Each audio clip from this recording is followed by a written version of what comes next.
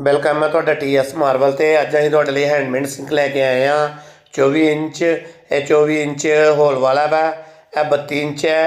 ਇਹ 32 इंच अगे होल वाला है। टोकरी है, इतने सब्जी सुब्जी धो के पानी नीचे गिर जाता है इसमें। अगे 42 इंच है। 42 इंच होल वाला भी है, होल तो बगैर भी है। अगे ब्लैक कलर के भी है इंपोर्टेंट सिंक। ये भी 24 इंच है। 24 इंच होल वाले भी है। बेस्ट जालियां भी नाल ही ने, बेस्ट पाइपा भी नाल ने। इहदे नाल भी वो टोकरी जी आ जाती है, सब्जी वगैरह धो के इस रख देनी होंदी है, पानी नीचे चल जाता।